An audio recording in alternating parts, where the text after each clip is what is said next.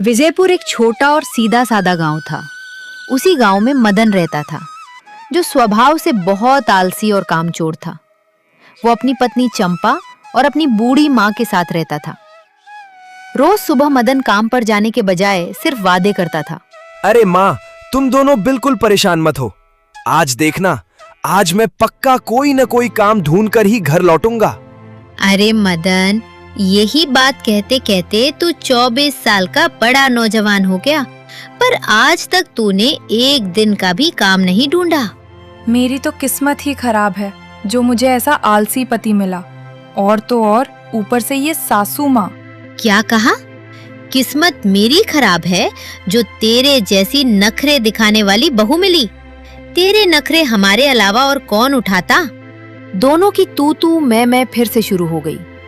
रोज रोज के इस झगड़े से मदन तंग आ चुका था। वो अपना सिर पकड़कर चिल्ला उठा।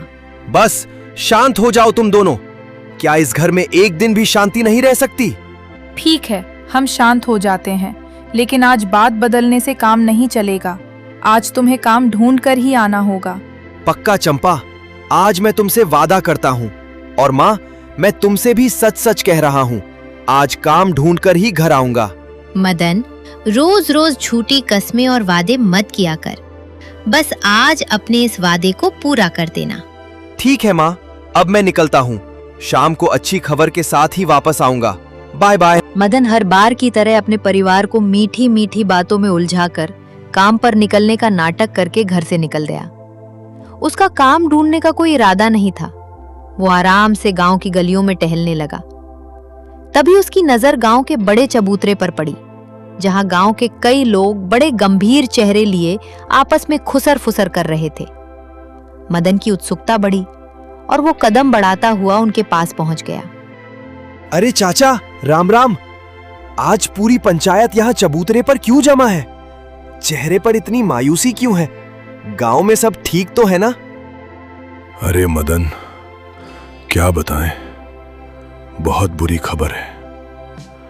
अपने पड़ोस वाले गांव के जो रामलाल काका रोज शाम को हमारे गांव में गोलगप्पे बेचने आते थे, अब वे इस दुनिया में नहीं रहे। अचानक उनकी तबीयत बिगड़ी और सब खत्म हो गया। क्या रामलाल काका नहीं रहे? हाँ मदन, पूरे गांव का स्वाद ही चला गया। उनके गोलगप्पे का तो पूरा गांव दीवाना था। बच्चे हो या बूढ़े, शाम होते ही सब उनकी रेहड़ी के आगे लाइन लगा लेते थे। अब हमें वैसे तीखे चटपटे गोलगप्पे कौन खिलाएगा? अरे वाह, गांव वाले तो सिर्फ अपने गोलगप्पों के स्वाद के लिए परेशान हैं, लेकिन मुझे तो उस खाली पड़ी रेहड़ी और रामलाल काका के घर में छिपे एक बड़े राज का पता लगाना है।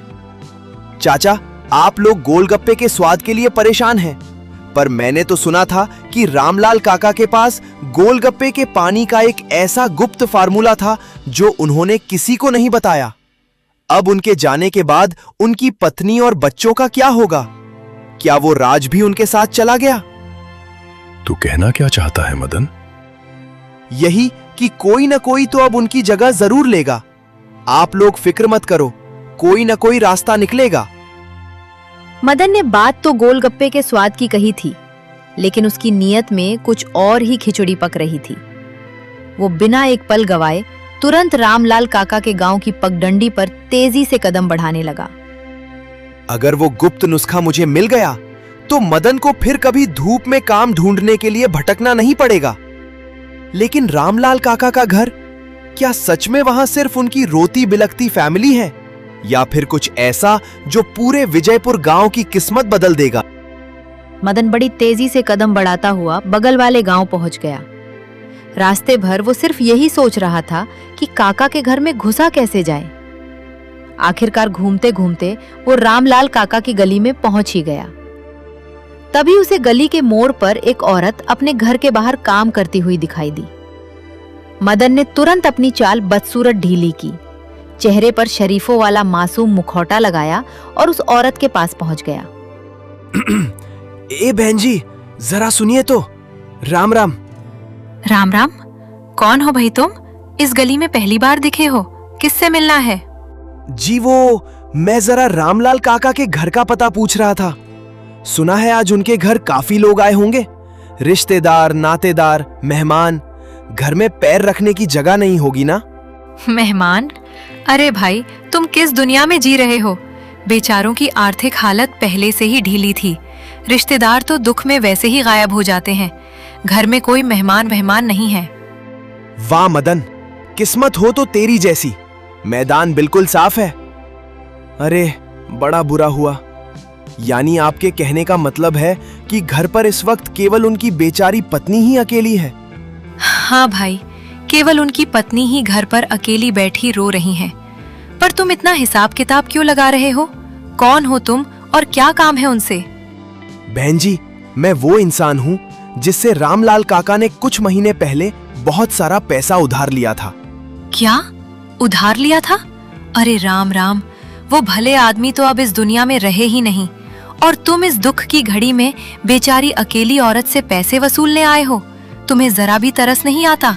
तुरंत जाओ यहाँ से, शर्म आनी चाहिए तुम्हें। अरे अरे, ठहरिए बहन जी, ठहरिए। आप तो मुझे गलत समझ गईं। मेरी बात तो पूरी सुन लीजिए। क्या सुनूं? तुम तो पैसे मांगने आए हो ना? बिल्कुल भी नहीं। मदन इतना कठोर दिल इंसान नहीं है बहन जी। मैं पैसे मांगने नहीं, बल्कि काका का पूरा कर्जा माफ करने आया हूँ। है? कर्जा माफ करने आए हो? हाँ बहन जी, रामलाल काका बहुत ही भले आदमी थे। जब मुझे पता चला कि वे अब हमारे बीच नहीं रहे, तो मेरा दिल बैठ गया। मैंने सोचा कि इस दुख की घड़ी में उनकी पत्नी पर कर्जे का बोझ नहीं होना चाहिए। इसलिए मैं खुद चलकर आया हूं, ताकि भाभी जी से कह सकूं कि सब माफ कर दिया, अब एक भी रुपया मत देना। ओहो भाई, तुम तो बड़े दयालु निकले। मैंने तो तुम्हें गलत समझ लिया था। माफ करना भाई। वो सामने जो नीले दरवाजे वाला मकान दिख रहा है ना, वही रामलाल का घर है। जाओ जाओ, बेचारी को थोड़ा ढांढस बंधाओ। देखा मदन का दिमाग? बिना एक रुपया दिए दयावान भी बन गया, और घर के अंदर एंट्री का रास्ता भी साफ हो गया। बहुत बहुत धन्यवाद बहन जी। इंसानियत इसी का नाम है। अब मैं जरा भाभी जी का दुख हल्का कराऊं। मदन सीना चौड़ा करके सीधे रामलाल के घर घुस गया। जी, आप कौन? मैंने आपको पहले कभी नहीं देखा। भाभी जी, मुझे पहचानेंगी भी कैसे? मैं दूर गांव का रहने वाला दीनदयाल हूं, रामलाल भाई साहब का पुराना दोस्त और उनका शुभ चिंतक। अरे मुझे जैसे ही ये दुखद खबर मिली, मेरे पैरों तले जमीन खिसक गई। मैं दौड़ा दौड़ा चला आया। अच्छा, आप उनके दोस्त हैं? बैठिए। पर इस समय आप... भाभी जी क्या बताऊं, भाई साहब ने कुछ समय पहले मुझसे कुछ पैसे उधार लिए थे। अरे मदन, बिना वजह झूठ बोलना पाप है, कहीं ऊपर वाला सजा ना दे दे। लेकिन उसने तुरंत अपने मन को बहलाया। अरे ये पाप नहीं, ये तो काम ढूंढने की तरकीब है। भाई साहब, आप सच कह रहे होंगे। मेरे पति बहुत सीधे थे, लेकिन सच मानिए, घर में एक फूटी कौड़ी भी नहीं बची है। इलाज में सब खत्म हो गया। अगर आप चाहें तो बाहर गलियारे में उनका गोलगप्पे वाला ठेला खड़ा है। आप वही ठेला ले जाइए और अपना हिसाब पूरा कर लीजिए। मेरे पास देने के लिए और कुछ नहीं है। अरे अरे, राम राम भाभी जी, आप मुझे इतना नीच समझ रही हैं? मुझे ना तो आपके पैसे चाहिए और ना ही वो ठेला। मैं तो बस एक आखिरी बार अपने दोस्त के हाथों का बना वो तीखा चटपटा गोलगप्पा खाना चाहता था। गोलगप्पा? हाँ भाभी जी, रामलाल भाई के गोलगप्पों का तो मैं दीवाना था। उनके पानी का जो स्वाद था, वैसा स्वाद पूरे इलाके में कोई नहीं बना सकता। मैं तो पागल हो जाऊंगा अगर मुझे वो स्वाद दोबारा ना मिला। मुझे कोई पैसा नहीं चाहिए भाभी जी, बस मुझे उस जादुई पानी की रेसिपी बता दीजिए, ताकि जब भी मुझे उनकी याद आए, मैं वो पानी बनाकर उनके स्वाद को महसूस कर सकूं। आप सच में उनके बहुत अच्छे मित्र लगते हैं भाई साहब। इस वक्त घर में गोलगप्पे बनाने का एक भी सामान नहीं है, वरना मैं आपको खुद बनाकर खिला देती।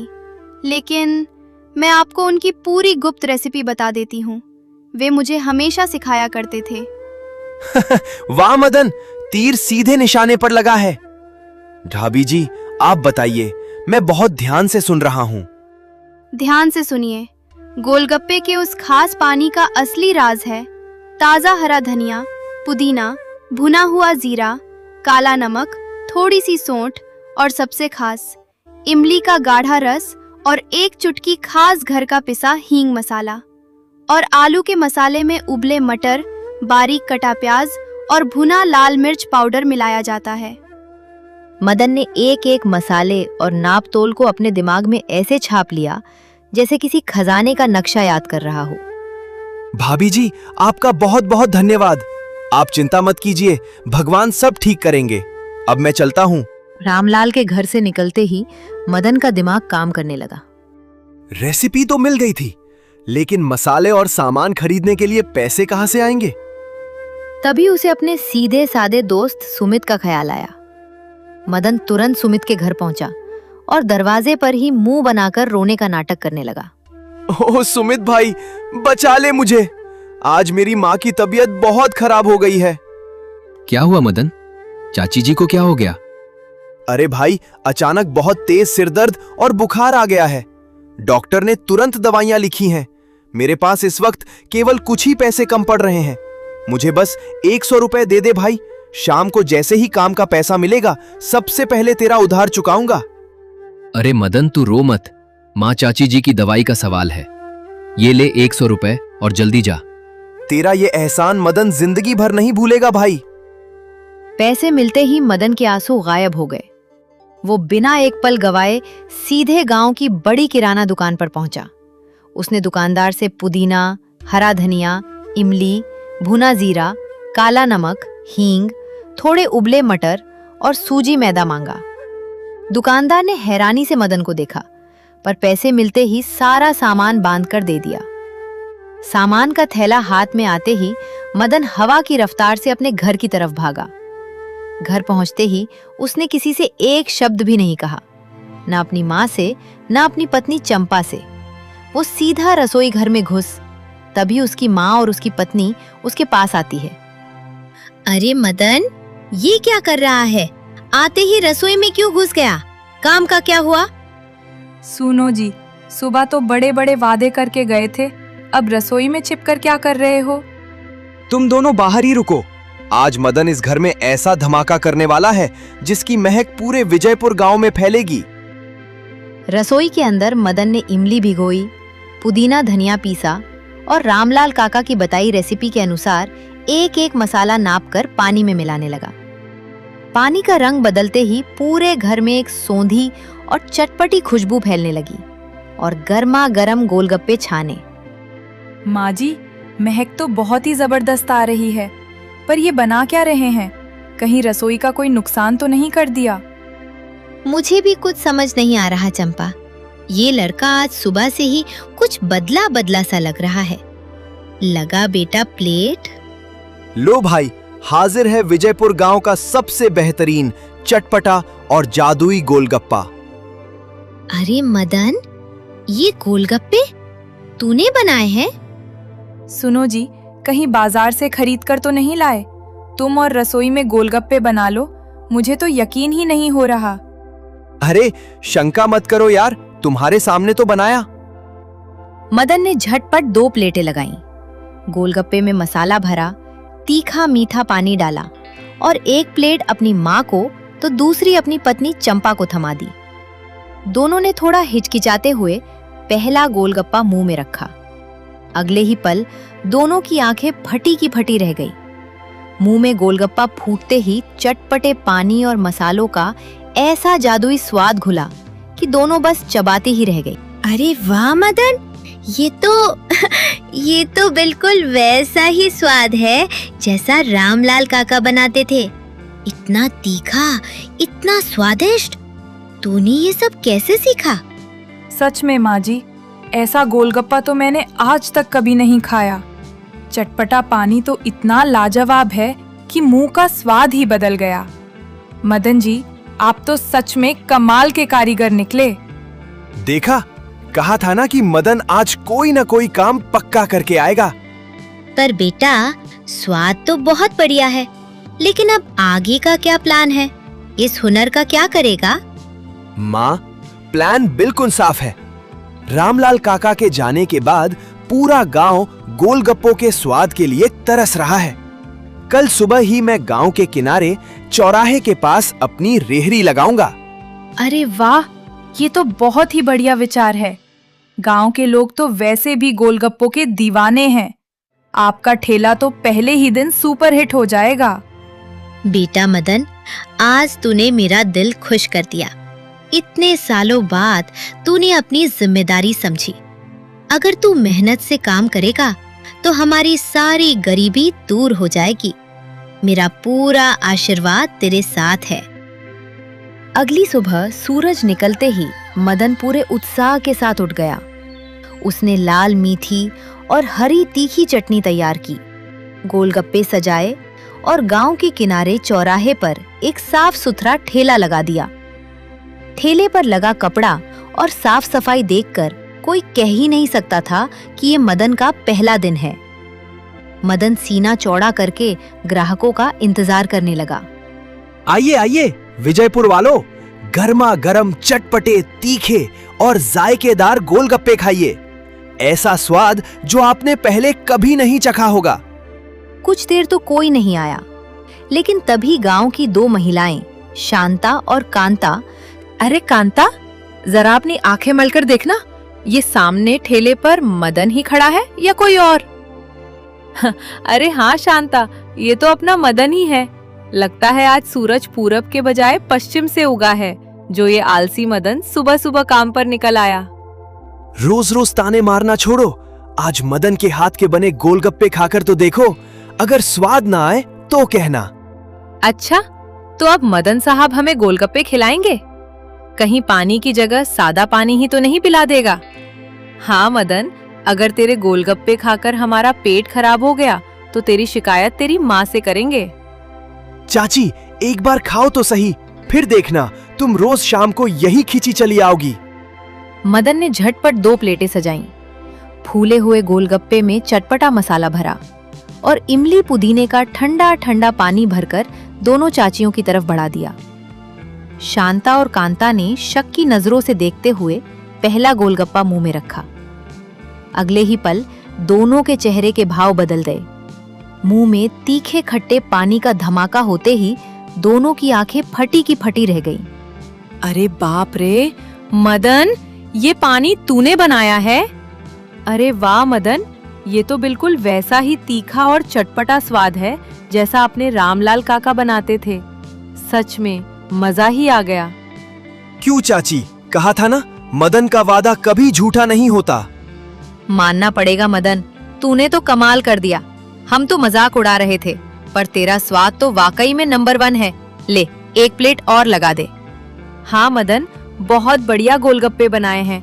अब रोज सुबह शाम हम यहीं आया करेंगे। पूरे गांव में हम खुद ढिंडोरा पीट देंगे कि मदन का ठेला लग गया है। बहुत बहुत धन्यवाद चाची, आपका आशीर्वाद बना रहे। दोनों चाचियां मदन के स्वाद की तारीफ करती हुई अपने रास्ते चली गईं। मदन ने खुशी खुशी अपनी कमाई के पहले पैसे अपनी जेब में रखे। पहला तीर निशाने पर लग चुका था और मदन की दुकान चल पड़ी थी। धीरे धीरे समय बीता और फिर ग्राहकों की भारी भीड़ उमड़ी। उसने अच्छे पैसे कमा लिए तो वो घर जाने के बजाय रामलाल के घर गया और कमाए हुए आधे पैसे उसकी पत्नी को देकर घर वापस आने लगा। इंसानियत सबसे बड़ा धर्म